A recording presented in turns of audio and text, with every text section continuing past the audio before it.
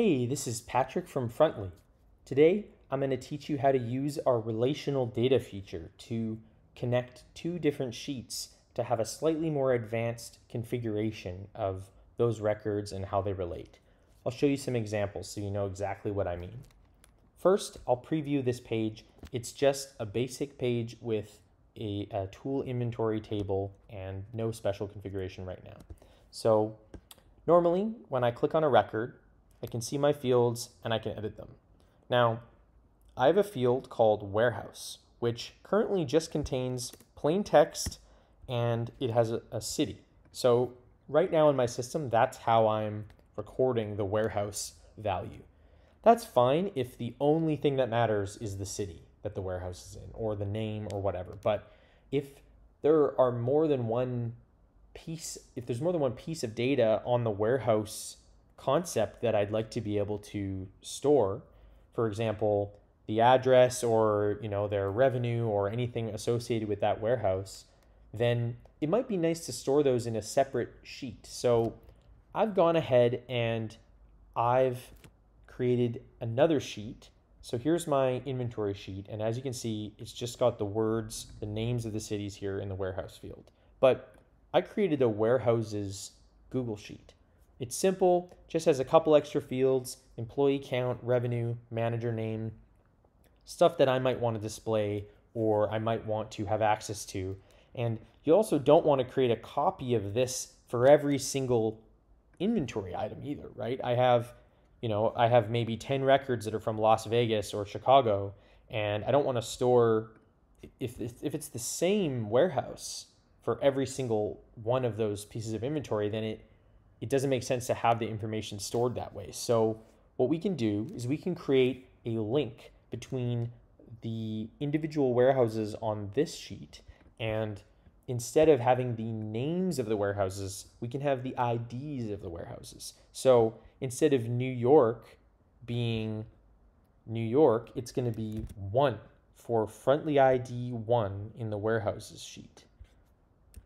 And I'm not going to take too much time manually making sure that these warehouses match. But if you're doing real data, you would definitely want to make sure that the numbers match. But what I've done is each of these numbers here, 1 through 5, represents 1 through 5, which is a unique warehouse ID from this sheet.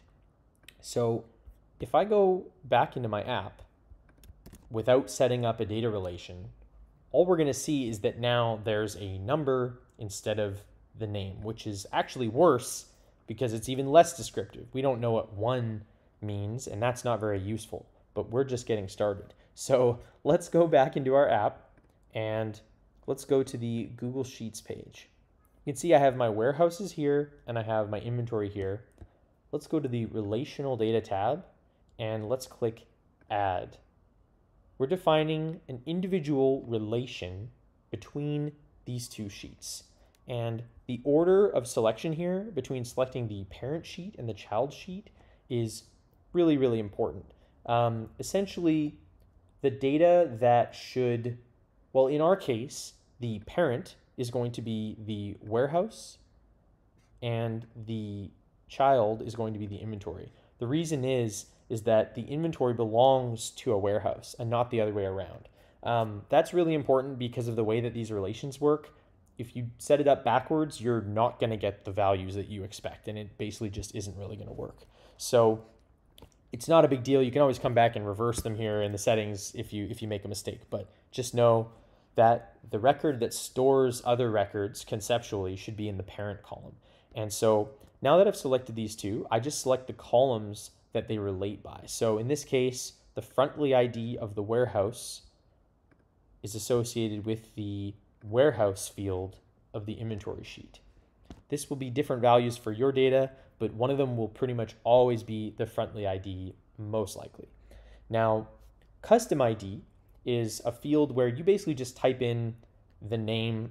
It's almost always going to just be the singular version of the name of your parent sheet. So in this case, it would be warehouse.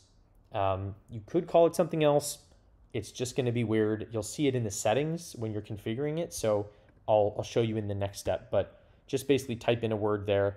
And display name is selecting the field from my parent sheet, so in this case the warehouses, that we want to be kind of like the primary display in a drop-down list to identify it.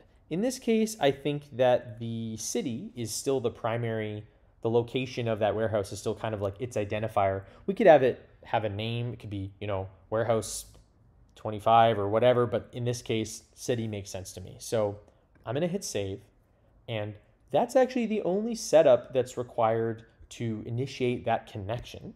So if I go back to my pages, now you can kind of see the magic happening. So if I go in here and I go to my columns, you can see that, let me refresh this data. I wanted to make sure that we're getting the up-to-date values. So now that I've connected my relation here, all of these warehouse fields are appearing. And so instead of having to just see the boring old warehouse, the ID there, I can actually turn that off. And instead, I can turn on the warehouse city field, which has appeared over here. And I can still rearrange these as normal. So I probably want the city to be first, and maybe I want the manager name and the revenue to appear.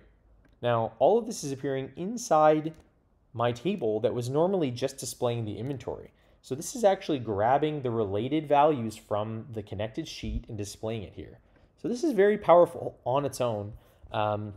That's actually the only setup. Now, there's one other really powerful thing that comes out of this, which is if I go back to my page, now I'll hit refresh so we can see this update.